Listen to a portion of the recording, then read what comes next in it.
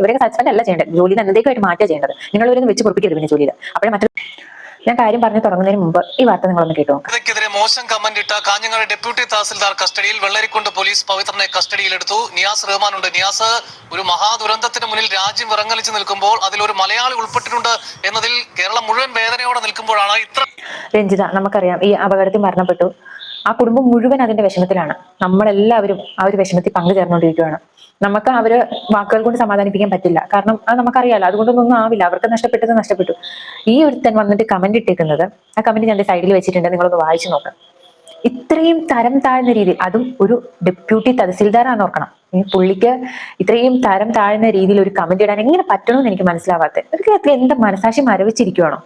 ഒരു ഒരു സഹതാപമെങ്കിലും തോന്നേണ്ടതല്ലേ? അതിന്റെ പേരിലെങ്കിലും ആ കമന്റ് അങ്ങനെയൊന്നും ഇടാതിരുന്നോടെ.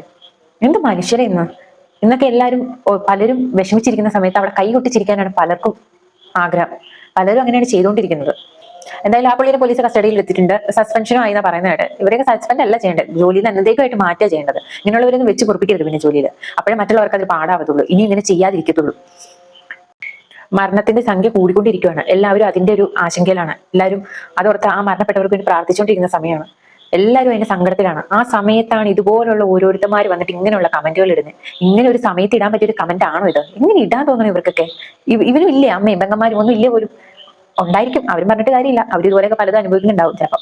ഇവന്റെ സ്വഭാവം ഇതല്ലേ, എങ്ങനെ പറയാതിരിക്കും? ഞാനിങ്ങനെ ഒരു വിഷയം പറയണമെന്ന് വിചാരിച്ചല്ല, പക്ഷെ അങ്ങനെ ഒരാൾ അവിടെ മരണപ്പെട്ടിരിക്കുന്ന സ്വന്തം ബന്ധുക്കൾക്ക് ആ ബോഡി ഒന്ന് കാണാൻ പോലും ഇതുവരെയും പറ്റിയിട്ടില്ല. എല്ലാവരും അതിന്റെ വിഷമത്തിൽ ഇരിക്കുന്ന ഒരു സമയത്ത് ഇങ്ങനെ വന്നിട്ട് ഒരുത്തൻ ഇട്ടിട്ടുണ്ടെങ്കിൽ, അതും ഒരു നല്ലൊരു ജോലിയിൽ ഇരിക്കുന്ന ഒരുത്തൻ ആന്ന് ഓർക്കണം. നിങ്ങൾ തന്നെ പറ, നിങ്ങളുടെ അഭിപ്രായങ്ങളെല്ലാം കമന്റ് ബോക്സിൽ ഷെയർ ചെയ്യണം. ഇതുമായിട്ട് ബന്ധപ്പെട്ടുള്ള എല്ലാ അഭിപ്രായങ്ങളും പങ്കുവയ്ക്കണം. മറ്റൊരു വീഡിയോ ആയിട്ട് കാണാം. Okay, by.